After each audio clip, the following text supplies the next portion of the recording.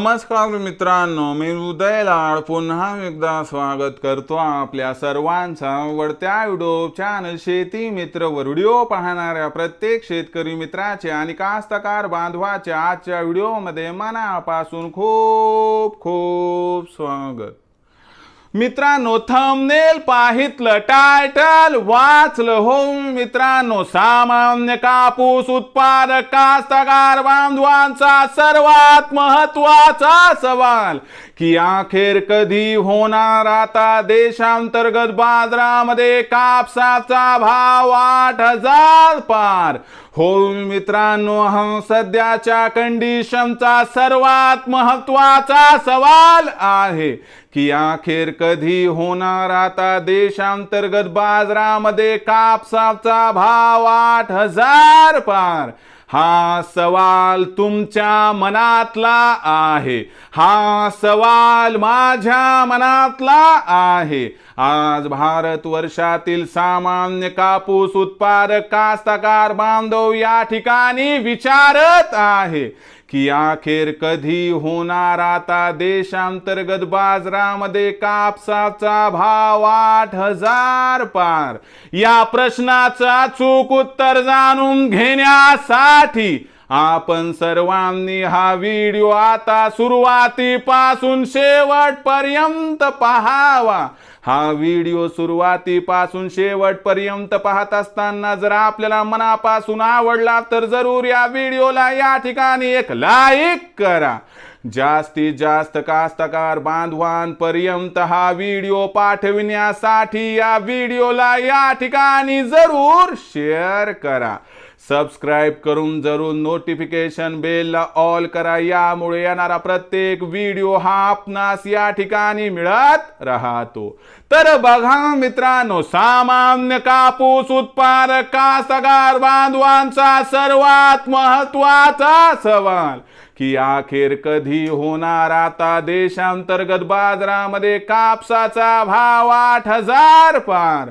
या प्रश्नाचं अचूक उत्तर जाणून घेण्यासाठी सध्या देशांतर्गत आणि आंतरराष्ट्रीय बाजारामध्ये काय आहे कापसाची बाजारभाव पातळी, सध्या देशांतर्गत आणि आंतरराष्ट्रीय बाजारामध्ये काय आहे कापसाची मागणी पुरवठ्याची स्थिती, या सर्वांचा भविष्यात कापसाच्या भावावरती काय परिणाम होणार आणि या परिणामामुळे अखेर देशांतर्गत बाजारामध्ये कधी होणार कापसाचा भाव 8,000 पार, चला जाणून घेऊयात। तर बघा मित्रांनो, कापसाच्या बाजारभाव पातळीचा विचार केला तर आंतरराष्ट्रीय बाजारामध्ये कापसाचा भाव हा 5 वर्षाच्या निच्चांकी स्तरावरती आला आहे। कुठेतरी याचा दबाव देशांतर्गत बाजारामध्ये दिसत आहे।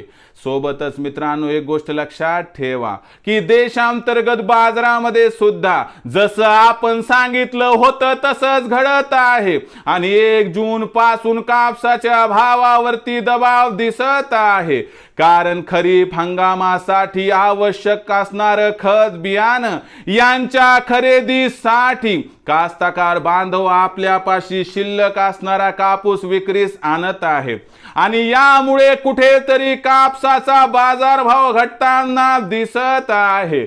परंतु 15 जून नंतर देशांतर्गत बाजारामध्ये कापसाची बाजारभाव पातळी सुधारणार आहे। यामागचं सर्वात महत्त्वाचं कारण म्हणजे 15 जून नंतर देशांतर्गत बाजारामध्ये कापसाची विक्री घटणार आहे। घटणाऱ्या या कापसाच्या विक्रीमुळे कापसाच्या भावाला 200 रुपयापर्यंत आधार मिळणार आहे आणि जो कापसाचा भाव सध्या 7,000 ते 7,500 दरम्यान आहे, हा कापसाचा भाव 15 जून नंतर 200 रुपयांनी वाढून 7,200 ते 7,700 दरम्यान पोहोचणार आहे। पण 8,000च्या प्रश्नाचं उत्तर असं आहे की कापसाचा भाव कमीत कमी जून महिन्यात तर 8,000 पार होऊ शकतच नाही।